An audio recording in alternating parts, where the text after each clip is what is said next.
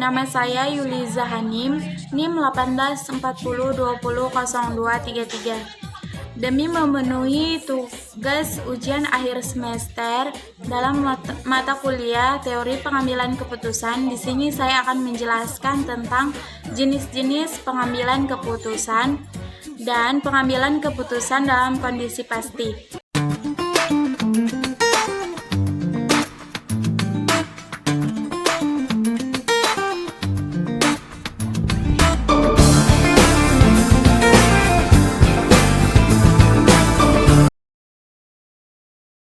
Jenis-jenis pengambilan keputusan terbagi menjadi 4. Yang pertama, pengambilan keputusan berdasarkan program. Pengambilan keputusan berdasarkan program terbagi menjadi 2, yaitu terprogram. Pengambilan keputusan yang sudah terprogram dan sifatnya sudah terprogram rutin dilakukan setiap harinya dan setiap bulannya, dan berulang-ulang dan hasil keputusannya sudah ada. Dan yang kedua, tidak terprogram. Pengambilan keputusan yang tidak pernah terjadi, masih yang baru. Penyelesaiannya tidak ada programnya dan tidak rutin.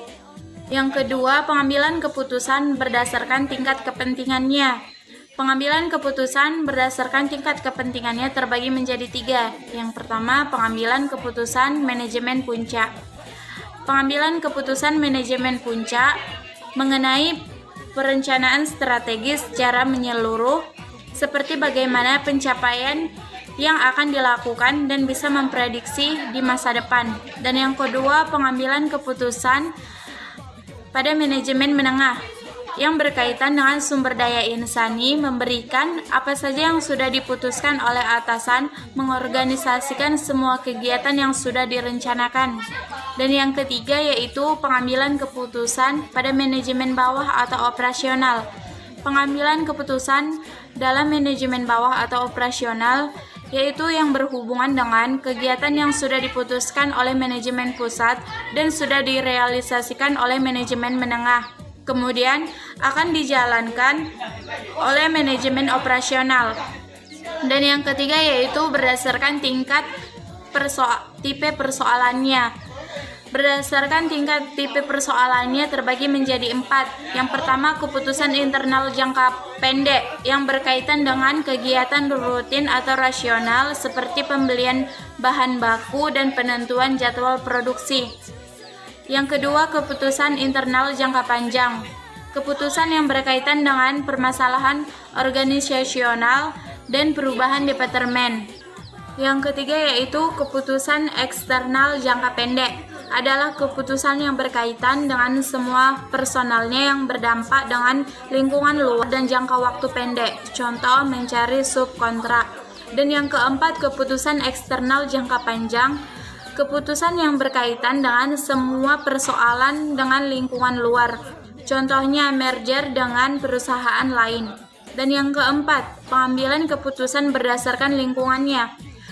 Yang pertama yaitu pengambilan keputusan dalam kondisi pasti, dan yang kedua pengambilan keputusan dalam kondisi resiko, dan yang ketiga pengambilan keputusan dalam kondisi konflik, dan yang keempat pengambilan keputusan dalam kondisi tidak pasti.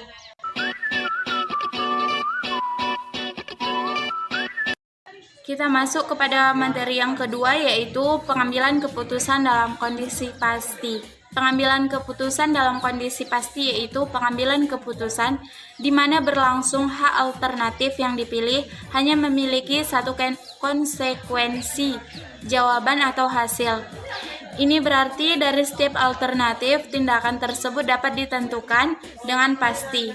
Dalam kondisi pasti, proses pengambilan keputusan yang diambil sudah jelas pada fokus yang dituju.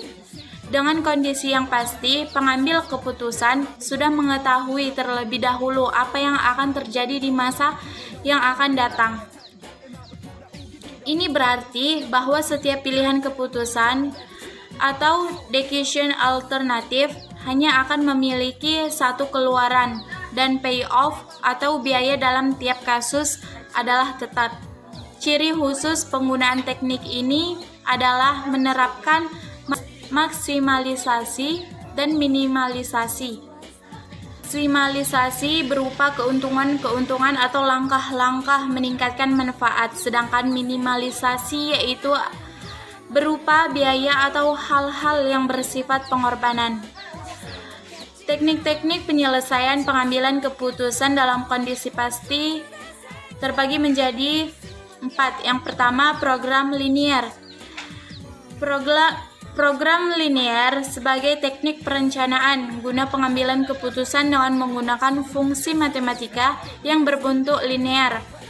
Oleh karena itu, dalam penerapannya meliputi perencanaan kegiatan-kegiatan untuk mencapai hasil yang optimal dengan mempertimbangkan alternatif-alternatif yang visible.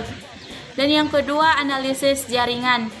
Analisis jaringan digunakan untuk membantu menyelesaikan masalah-masalah yang muncul dari serangkaian pekerjaan. Contoh serangkaian pekerjaan yang dapat diselesaikan dengan analisis jaringan antara lain adalah serangkaian pekerjaan produksi, serangkaian pekerjaan membangun gedung, dan serangkaian pekerjaan mengganti mesin yang rusak. Dan yang ketiga yaitu teori antrian. Teori antrian dirancang untuk memperkirakan berapa banyak langganan menunggu dalam suatu garis antrian, kepanjangan garis tunggu, seberapa sibuk fasilitas pelayanan, dan apa yang terjadi bila waktu pelayanan atau pola kedatangan berubah. Dan yang keempat yaitu metode simplex. Metode simplex merupakan salah satu teknik penyelesaian dalam program linier yang digunakan sebagai teknik pengambilan keputusan dalam permasalahan yang berhubungan dengan pengawasan sumber daya yang optimal. Metode simplex digunakan untuk mencari nilai optimal dari program linier yang melibatkan banyak pembatas dan banyak variabel. Mungkin sekian dari saya. Terima kasih.